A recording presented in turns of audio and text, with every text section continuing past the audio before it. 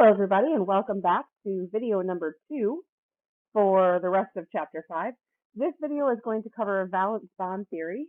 So what we're at right now is we have just talked about valence shell electron pair repulsion theory and Lewis structures, and we really didn't cover within those topics the questions: how are electrons shared? What orbitals do the shared electrons reside in? And what do we know about the energy of those shared electrons? So we're going to try to do that now in this video as much as possible, or at least in the next 2 videos. All right, so what we've been looking at is when we say a bond between hydrogen, it looks like this in a Lewis structure. Between fluorine, Lewis symbol, Lewis structure, and the bond between, did that again, didn't I? I drew that one and that one. And a bond between fluorines looks like this. So according to our Lewis structures, all these bonds look identical. But are they? That's what we're going to look at now. So valence bond theory is a really straightforward extension of our Lewis structures. It's a simplified version that allows us to understand covalent bonding. And it shows us where the electrons reside and that these electrons are going to reside in this area that is overlapping between the 2 orbitals. So that's going to be the overlapping portion of the orbitals. Those electrons are going to be shared in that area. And that's what valence bond theory says. All the orbitals are still retained by the individual atoms, but they're overlapping, and that's where the electrons are shared. Now, molecular orbital theory is going to be a more complex model, but it addresses some concerns that valence bond theory does not. And it says that atomic orbitals are actually going to combine to form new orbitals that are spread out over the entire molecule. So these orbitals no longer belong to the atoms as a whole, an individual, but they now belong to the molecule as a whole. So electrons are then in orbitals that belong to the molecule, not the atom. So we're going to take a look at valence bond theory in this video, and I will post another video that covers molecular orbital theory. So valence bond theory, we talk about our orbitals. Now the orbitals that we covered, the S, P, D, and F, we're going to focus just on S and P here, simplified versions here of these orbitals. And in the pictures, where you see that they are translucent, so these are translucent, and we can kind of see through those, that means they are singly occupied atomic orbitals. When they are colored in here and they are opaque, that means they are now bonded. So they're doubly occupied and bonded, and they're sharing those electrons in this overlap. Now that doesn't matter if we're talking about an S or a P or an S and a P or any variation thereof of these orbitals. When they overlap and bond, they will become opaque in the pictures. So that gives you an idea of what is happening with the electrons. So what is happening with the electrons? Well, there are some rules that we need to follow that says that singly occupied atomic orbitals are going to overlap to form this bonded orbital. Here in this orbital where they overlap, they're going to bond in this space. But the electrons are still going to have opposite spins. So just like we talked about before, the electrons in our singly occupied atomic orbitals have to have opposite spins in order to form a bond. So that's still true. Nothing really that we talked about is not true at this point. We're still just going to take this a little further. So this is an example of 2 hydrogen atoms overlapping to form a hydrogen molecule. So we see we have one electron facing up, one down, and then they're both shared in the overlap of the hydrogen electron clouds, and they're going to share those electrons equally. They must have opposite spins in order to form a bond. Now here in our fluorine example, So instead of having an s orbital overlapping with an s orbital, in this case, we're going to have a singly occupied atomic orbital that is a p orbital, and it's dumbbell shaped. So both of these dumbbell shaped orbitals are going to overlap, and this is an end-to-end overlap, meaning they're going to overlap this way, end to end. So they overlap like this. They have opposite spins. They will form a bond. It becomes opaque, and we can see now that that is the bond that we see between S and S in our fluorine molecule.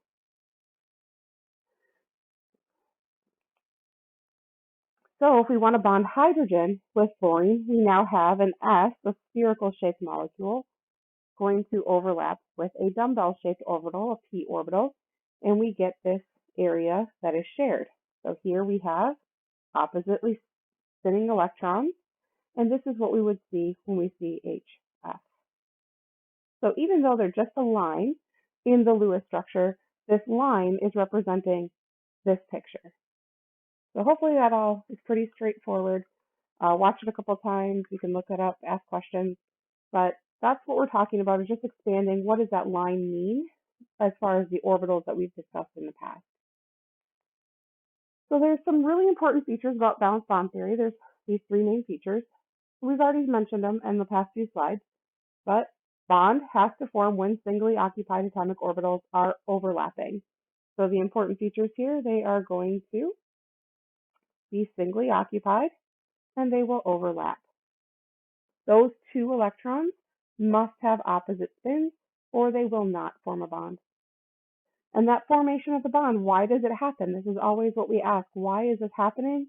Because it's going to be lower in energy. So it's going to form a lower energy complex for the whole system.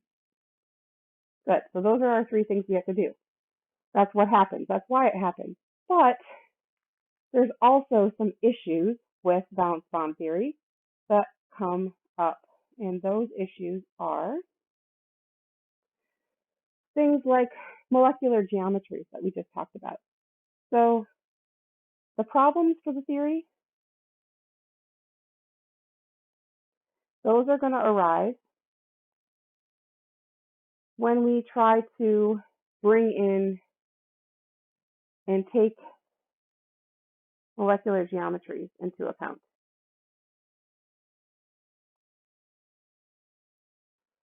So carbon. We know that carbon has how many valence electrons? So carbon has 4 valence electrons. Yes? Yeah, you guys all know that. It's in group 4. Okay, so carbon, being our central atom, has one s, it's actually 2s orbital, 2s orbital, and it has how many p orbitals? So if we were to do this, it has a 2s, and it has, our energy, it has these 3 2p, but only 2 of those are singly occupied. So if we were to draw this out, we have 3 of those p orbitals, something like this ish. Yeah. So those 3 p orbitals, imagine they're around there, and they're higher in energy. This is that needs a little bit of a space there. Grab that eraser. Just to make sure that we're all clear on that. So we do have that, but that does not look tetrahedral to me. Does that look tetrahedral to you?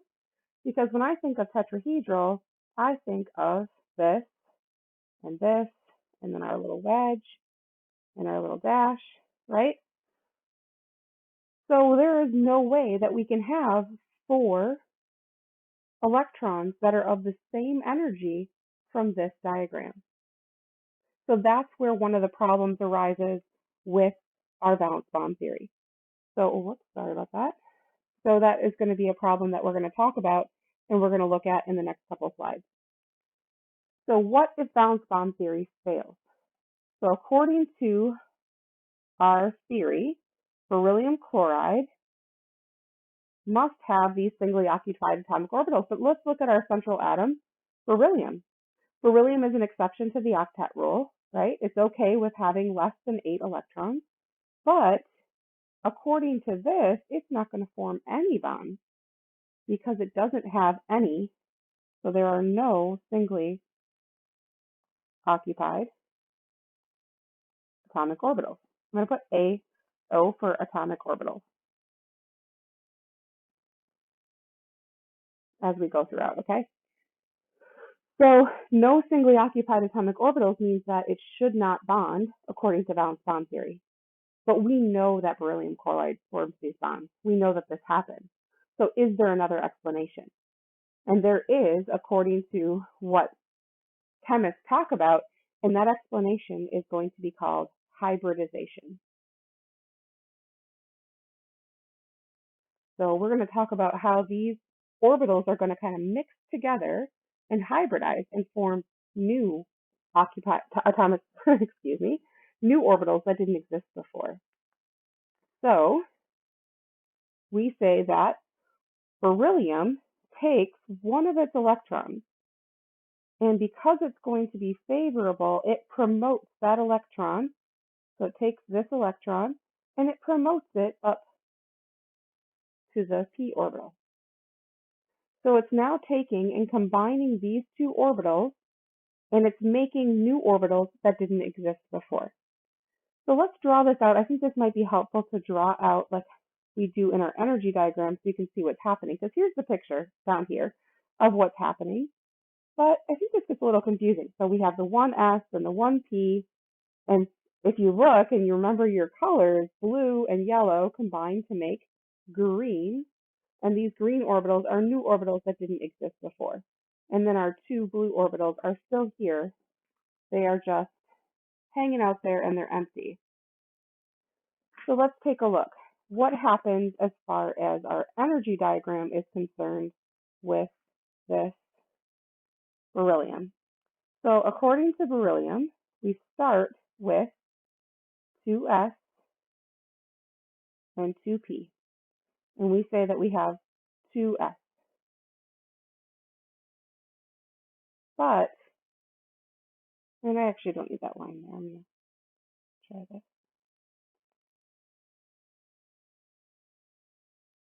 We're saying that actually we're going to form new orbitals here that are of the same energy. So we're going to take one of these s orbitals and we're going to raise it up in energy. And we're going to take one of these p orbitals and raise that up in energy. And for some reason, those came out really giant. Let me make those a little smaller, just so we don't think they got bigger for some reason. Okay, there we go. So what's happening is actually we're taking one of these, bringing it down, and one of these and bringing it up. And we end up with the same two electrons now here and here. And we still have these two p orbitals, and these are now called sp. The superscript here, so the superscript here and here, superscript, I'm going to have to make that two words, are equal to the number of orbitals of that type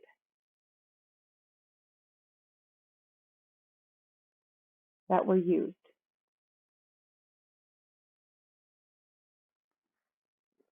So in this case, it would be 1 and 1.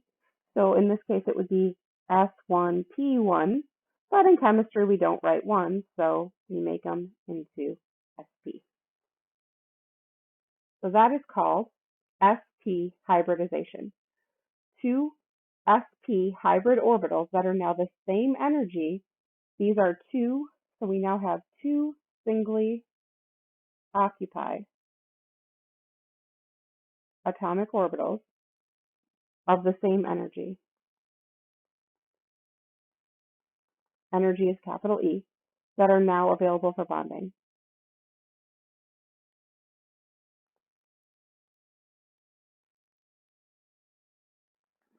So that is known as SP hybridization. Now, when we look at this, an s orbital and our dumbbell-shaped p orbital would probably look something like this. In reality, if this happened like this, it would most likely look more like this. But that's really hard to denote once we start to get more of these So this is shown for simplicity's sake. So that is just shown to make it easier to draw and really easier to see in the end. So this is what is going to be shown. All right, so this is what we see. Now we have our singly occupied atomic orbitals that can overlap with chlorine's singly occupied atomic orbitals to form beryllium chloride. And that's known as sp hybridization. So boron trifluoride, take a look at boron here. We know that boron is an exception to the octet rule. It's okay with having less than an octet of electrons. It's okay with just having 6. So we know that this forms, but if we look at the electron configuration for boron, boron should really only be making 1 bond. So what happens is what happens is going to be that it promotes one of these electrons up to the p, something like this. And we are going to see 1, 2, 3 of the orbitals that come together. Now all of these orbitals are going to be overlapping at 90 degrees with the s, and we see that with the p. Now here we come in, we have these 3 orbitals that come in to form those same energy. I'm going to draw the energy, I'm going to go back. I'm going to draw the energy diagram. I am not exactly sure what I just did, but I'm going to try to undo that. There we go. All right. Remember, I'm still new. We're going to figure this out one day at a time. So we look at the energy of the electrons in boron. So this is the energy, and this is boron. Our valence electron configuration for 2s and 2p. We have 1, 2, 3 valence electrons. Right, group 3. Okay. So what happens here then is we end up with 3, 1, 2, 3 that are the same energy, and 1p that's left over that's going to be of a different energy. So these came down in energy. These came up here in energy. Well, that one, not these, because there's only one of them. And now we have 1, 2, 3 orbitals that are the same energy. And these are going to be called s, p. And how many p's? 2 p's, because we used 2 of the p's. And there's still 1 2p orbital left that is not touched, and that's what we see here. So this empty 2p orbital, that's actually going to be really important later, or especially in organic chemistry. We're going to talk about that, but that's available, and in other bonding. But these here, all 3 of these are what we see here, the green ones. So the blue and the yellow came together to form the 3 same energy atomic orbitals known as sp2 hybrid orbitals. And these singly occupied atomic orbitals are going to overlap with fluorine's singly occupied atomic orbitals to form 3 covalent bonds that each contain 2 electrons. So this is called sp2. And again, why is it called sp2? Because we used 1s, so that has a superscript of 1, and we used 1, 2 p orbitals to give us a superscript of 2, for a total of 2 plus 1 is 3. So 3 equivalent hybrid orbitals that are singly occupied and ready for bonding. Now, methane, carbon. This is kind of where we started with that carbon. How can carbon form a tetrahedral? I have to figure out how I keep doing that. How can carbon form a tetrahedral molecule if it can't and doesn't have the orbitals to do so? So originally, carbon starts out as how many valence electrons? 4. We went over that earlier, right? So those would be in 2s and 2p, right? And there'd be 1, 2, 3, 4. Now, according to that diagram, carbon could only form 2 bonds because it only has 2 singly occupied atomic orbitals. But it promotes one of those up, and when it does that, it's changing the energy. So these ones are going to come down. All three of them are going to come down this time. These ones are going to come up, and we're going to see new orbitals. How many new orbitals are we going to see?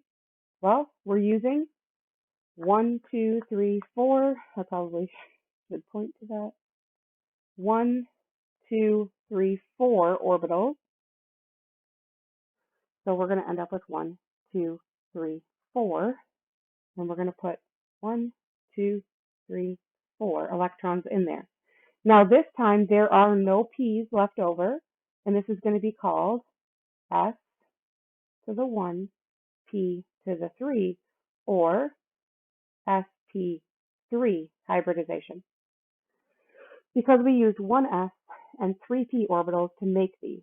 So now we have 4 energy equivalent singly occupied atomic orbitals ready for bonding, which allows carbon to make up to 4 bonds. And we know carbon makes lots of 4-bond compounds. So we see something like this. Methane is specific to when it bonds with hydrogen. So we see these 4 new hybrid orbitals here, and they can now overlap with hydrogen. We'll do that in just a minute. But where did this come from? 1s, so 1s here, and 3 p's give us sp3 hybridization. How many are there?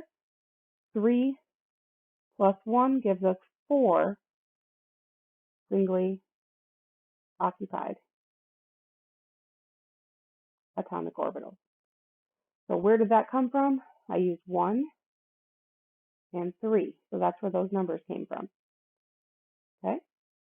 Just so we're on the same page. If I use the orbitals, it has to form another orbital in the end. So there should be the same number of orbitals that we started with. So here we see carbon's singly occupied atomic orbitals, and I'm just drawing them all the same, except for the opposite side where it overlaps, overlapping with hydrogen's singly occupied atomic orbitals to form 4 bonds with carbon. So these are obviously all single bonds sharing 2 electrons in an end-to-end overlap. So expanded octets. This is where we had to be period 3 or higher. Why did we have to be period 3 or higher? So nobody ever asked me that in class. Or higher. Why? And I might have just mentioned it and you just went along with it, which, sometimes that works. Because we need d orbitals.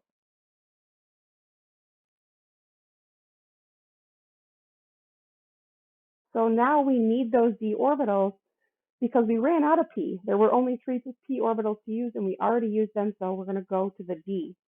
So phosphorus has, if we were to draw this out, phosphorus would normally have had another S1 here, but it took it and it put it up here in the D. So that one is no longer there. It moved it up to the D. And now we're using one of the d orbitals in order to make our hybridization work. So how many orbitals did we use? 1s, so S1, 3 p's, and 1 d. And remember, we don't use ones in chemistry, so we say sp3d. And how many orbitals should we have? 1 plus 3 plus 1 is 5. So we have 1, 2, 3, 4, 5 energy equivalent, singly occupied atomic orbitals ready for bonding. And that looks something like this. So all 5 of these, 1, 2, 3, 4, 5. And what would that look like as far as the shapes we've talked about? So we have one triangle-based pyramid on top of a second triangle-based pyramid. So that would be trigonal bipyramidal, or trigonal bipyramidal. So we can see where these shapes are now starting to take shape, where these molecular geometries are starting to take the shape that we see based on this type of hybridization that they're talking about. So in the beginning, it didn't really match up, but with these hybrid orbitals, it would match up. So it's a potential explanation. There are 5 common types of hybridization. Now, I didn't show you this one, but I think we got the hang of it by now. So sp has how many electron domains? We're going to answer that on the next slide, but I want you to kind of be thinking about that. And I'm going to tell you it has to do with these superscripts. So 2 plus 1 is 3, 3 plus 1 is 4, 3 plus 1 is 4, plus 1 is 5, and 3, 4, 5, 6. Oh, whoops. Go back. Got a little overzealous there. 6. I think those numbers might look familiar to you too. Let's take a look a little further. But just as a review, these are kind of just review slides, so go ahead and read them. Okay, sp hybridization means we have 2 orbitals that are going to be 180 degrees apart. That gives us a linear shape, and only a linear shape that's possible. sp2 hybridization means we have 3 possible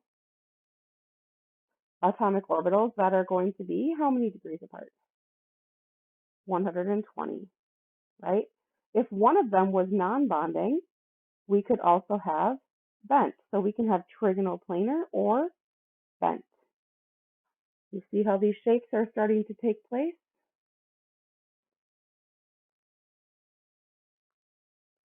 sp3 hybridization, that should look a lot like 4.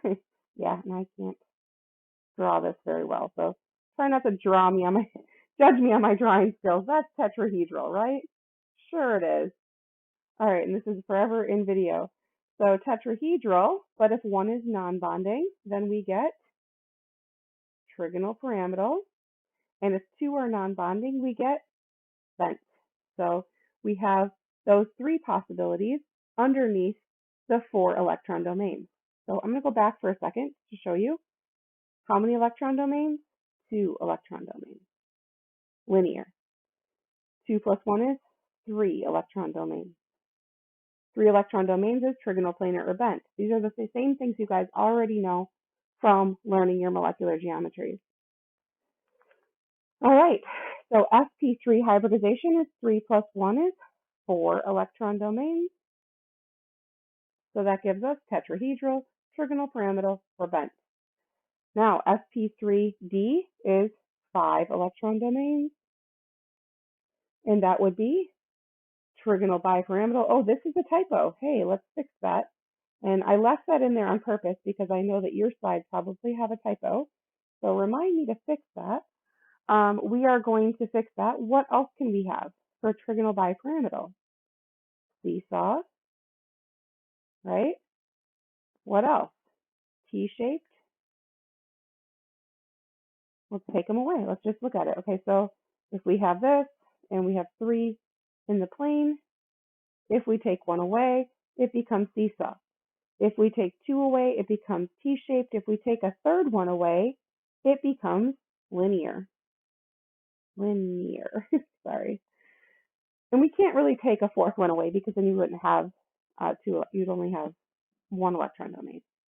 The last one that we didn't really talk about in pictures is sp3d2 hybridization. So that's 1 s orbital, 3 p orbitals, and 2 d orbitals, giving us 6 atomic orbitals that are equal in energy and ready for bonding. So there's 6 singly occupied atomic orbitals.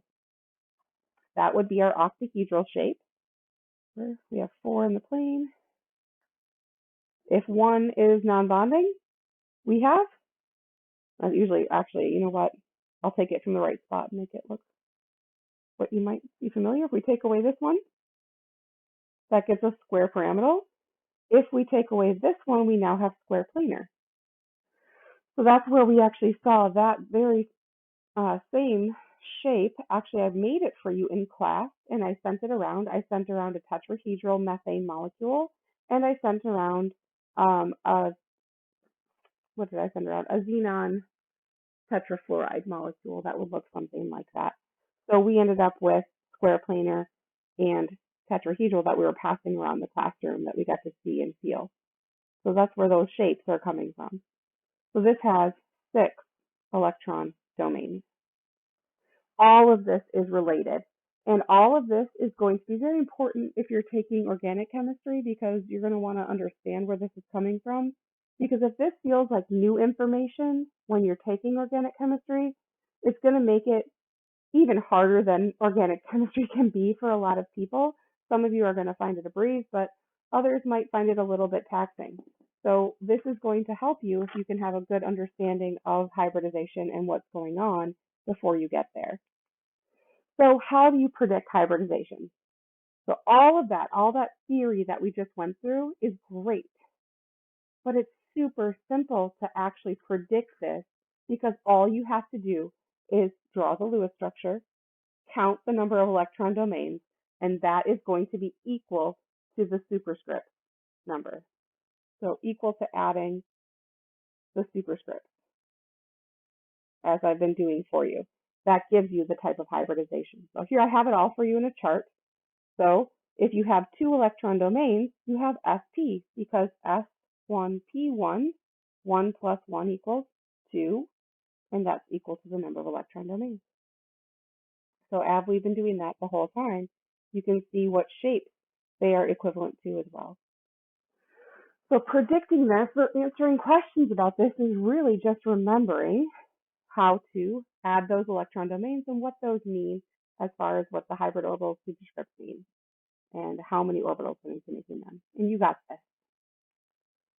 So let's give it a try. What is the hybridization and geometry for the central atom in these? So SF4, if you could please pause the video and try this on your own, where it says give it a try, like I would force you to do in class if we were together. But since we're not together, you got to adult and do it all on your own. So SF4, how many valence electrons does sulfur have? 6, right? 6. I'm pretending you answered. And each fluorine has 7. 7 times 4 is 28, giving us 34 electrons. Sulfur, oops, that's interesting, huh? Okay, stop it. Sulfur, 2, 4. 1, 2. I must be hitting something weird on my screen. It's not liking it. Yeah, you guys know me in technology. The poltergeist is out. Right. Do these around there. What is 8 times 4? Do you all say it? 32 electrons. So we've used 32. We need another 2 on there. There we go. So how many electron domains? Number of electron domains is 1, 2, 3, 4, 5. So what is the hybridization is the only thing that we need to answer. 5 electron domains, S1, because that's the highest we can have, and we're not to 5 yet. P, 3 plus 1 is 4, so I need to keep going. D, 1 brings me to 5, because 1 plus 3 plus 1 equals 5. So this would be SP3D. Super simple. What shape is that? Seesaw. Good. All right, let's try the next one. We have CH3OH. Carbon has 4 valence electrons, so 4. Each hydrogen has 1. All right, oxygen has 6. And hydrogen has 1. So that is 14 valence electrons. And this is a structural formula, so by now hopefully you can just rattle this off. Again, another thing you'd like to be able to do by the time you get to organic chemistry. You probably won't have to do too many valence electrons at that point, but these are Lewis dot structures. So Lewis dot structures need to have dots in them, or they're incorrect. So now how many central atoms do we have? So we have 2 central atoms in this one. So we're going to have to tell around both. So around carbon, we have 1, 2, 3, 4 electron domains, which gives us sp3. hybridization. Now, what about oxygen? Oxygen has 1, 2, 3, 4 as well, which also gives us sp3. Now, this is something I'd like to note is a lot of times in our diagram programs, or we're going to be moving online, or you're going to be taking the final, what's happening. If you see this molecule written like this without the dots, you need to remind yourself that before you start counting anything for hybridization or geometry or any of that stuff, that these all need to have 8 electrons, and they need to have an octet, or they need to be an exception to the octet rule. Well, oxygen is not an exception to the octet rule. So if I saw this, I would know that I need to put those dots in and remind myself, because otherwise I would come up with sp hybridization, which is not correct. So sp3 hybridization, because those 2 lone pairs of electrons are there, they're just not always written. So unless somebody specifically draws a Lewis dot structure for you, you should probably make sure that you account for all of the electrons before you get started on this. Last but not least, we have oxygen. So oxygen each has 6, so that's 12 electrons. Now, we went over the double bonding thing, and you guys can go back and forth on the Lewis dot structure all you want, but these are both, this is a mirror image, so we really only have one central atom. We can just pick one. We have 1, 2, 3 electron domains, which would be sp2, because 2 plus 1 equals 3. So sp2 hybridization.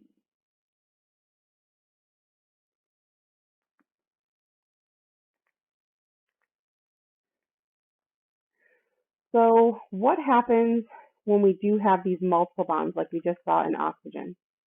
Now, oxygen's okay because it's localized. We're going to talk in a minute about delocalized electrons that we've talked about before in resonance structures. But valence bond theory is not the best with delocalized electrons. So right now, let's talk about the different types of bonds that we've been talking about. Everything that we have talked about up until this point is called a sigma bond. And you probably should know that symbol. So make sure you know the symbol, just in case, for sigma. And it looks like an O with a little tail on it, almost like a cursive O there. But single bonds are sigma bonds. Single equals sigma, always. A multiple bond that we're going to end up talking about, multiple bonds are what? Double or triple.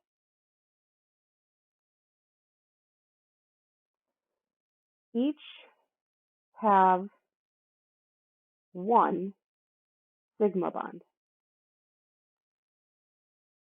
So sigma bond, we always have to have that sigma bond. That sigma bond pulls them close enough together and kind of holds them close enough together. Now we know that bonds are constantly changing shape and size, and they're vibrating, right? They're not stagnant.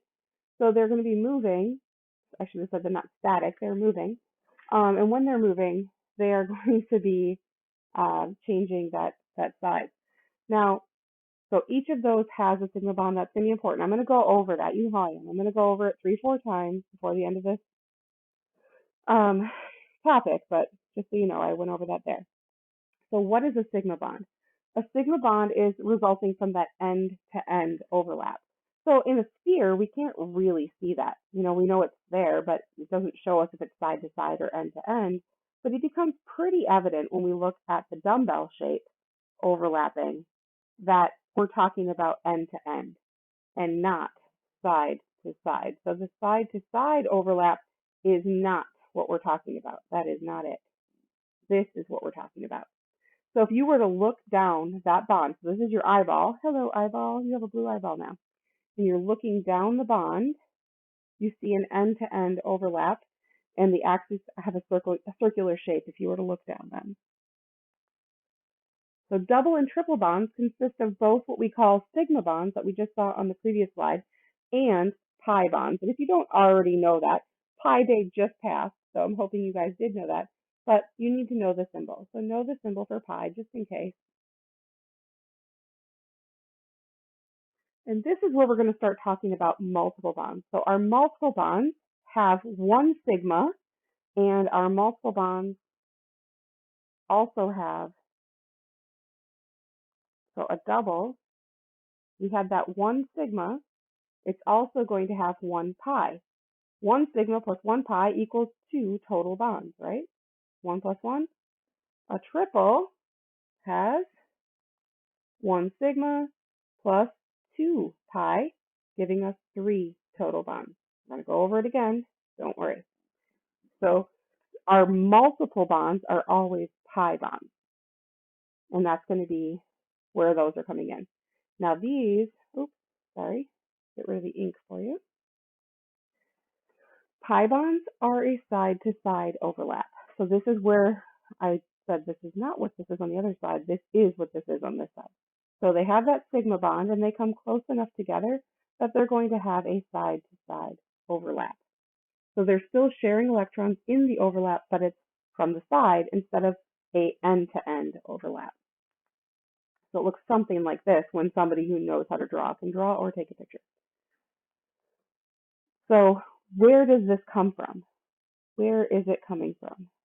Where do they come from? And I mentioned this earlier that they would be important, but I'll point it out now. Do they come from? Right? So this here and this here come from this singly occupied atomic orbital that is not involved in the hybridization.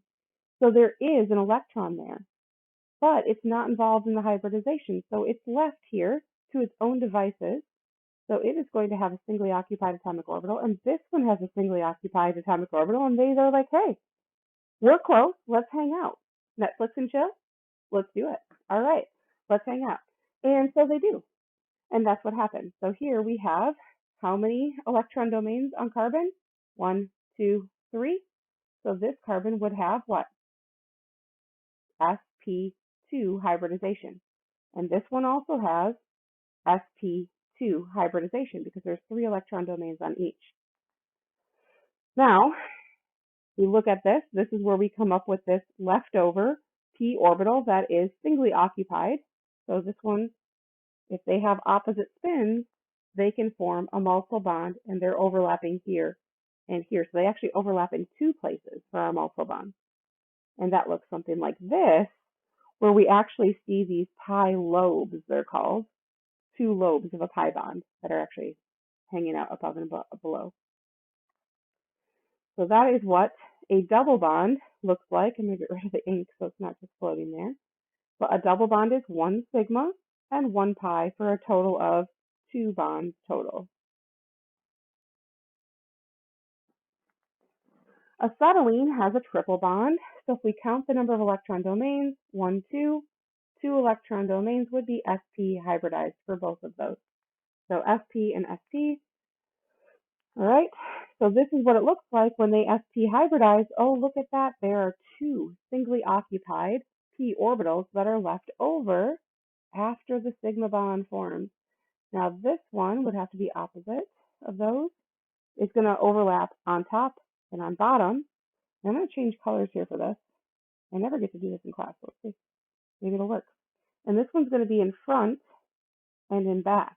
So we're going to have pi lobes on all sides when we form this.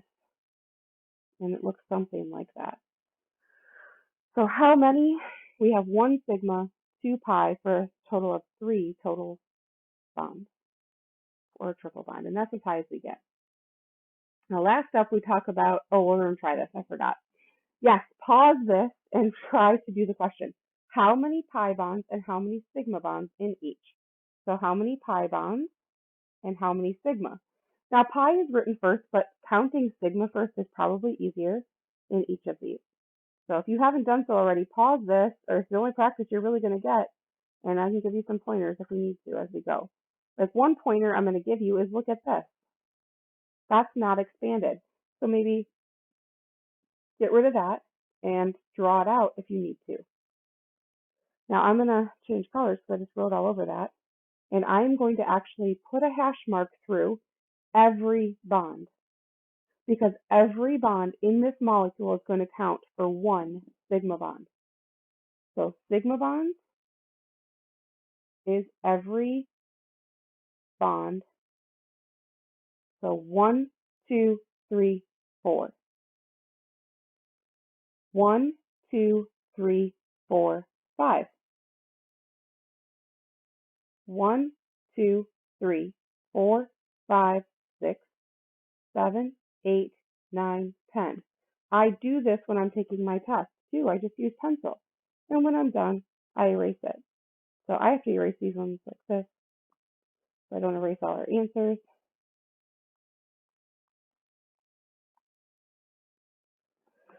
All right, now let's count the pi. Remember, pi is for multiple bonds. So we need to look at the multiple bonds.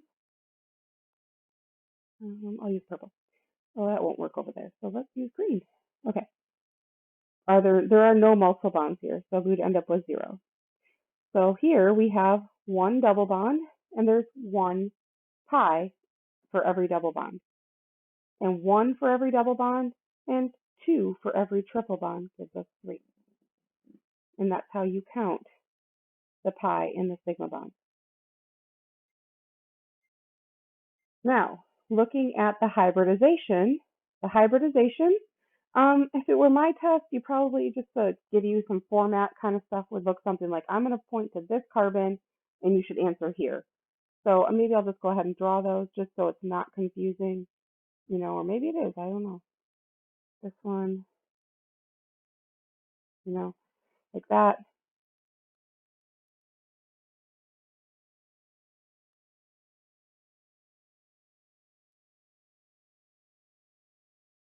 So if you're taking my test, then I don't know how the format's going to be, but I'm going to try. It should look something like that. Otherwise, if I said to do it for every carbon in the molecule, you can just write it next to it. But some way, let me know what you're writing this for. So describe the hybridization. So to do that, I need to count the number of electron domains around each carbon. So 1, 2, 3, 4. 4 electron domains gives me sp3. Remember, the superscripts have to add to what I'm doing. This one has 1, 2, 3, so sp2. 1, 2, 3, sp2. 3, 4, sp. 1, 2, 3, sp2.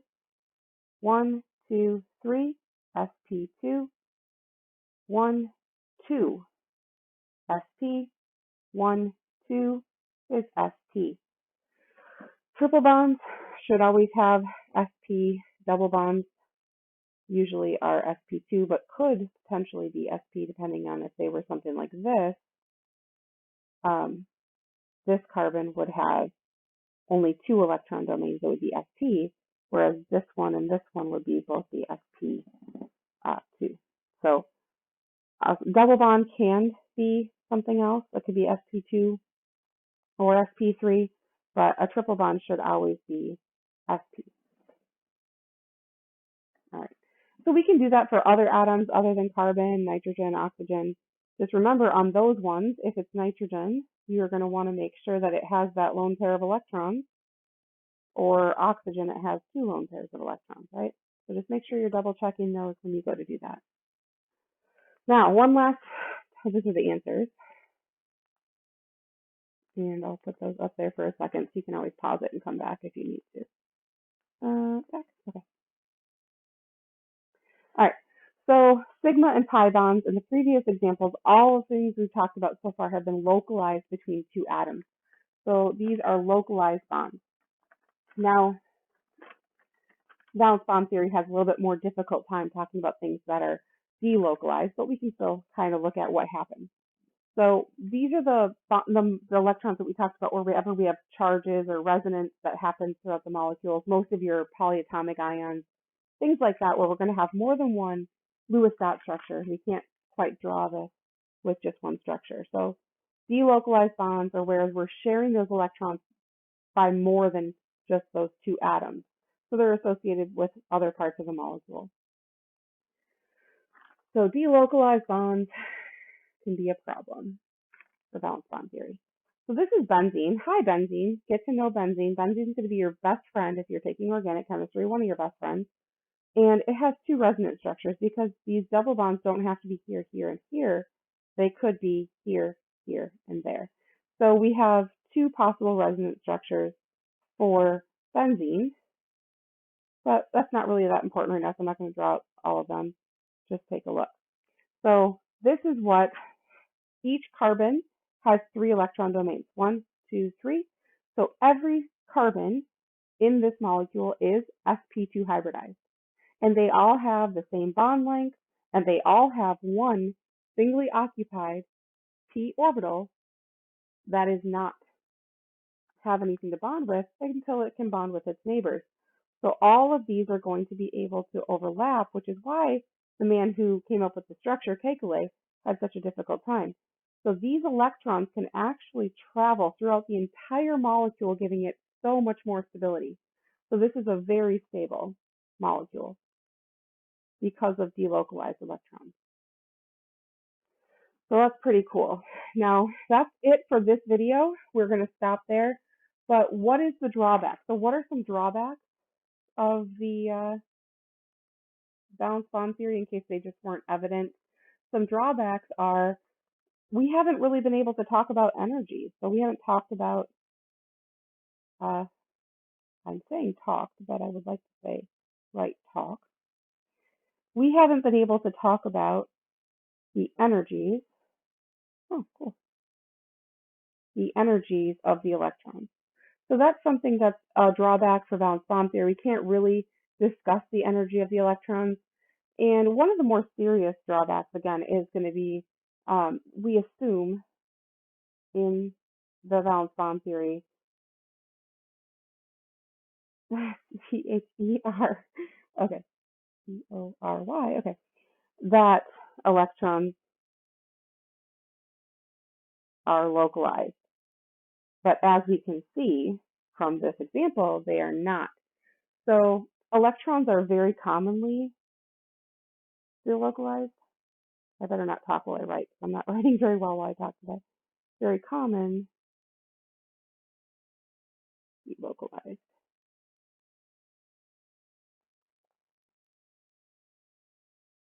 Over several atoms.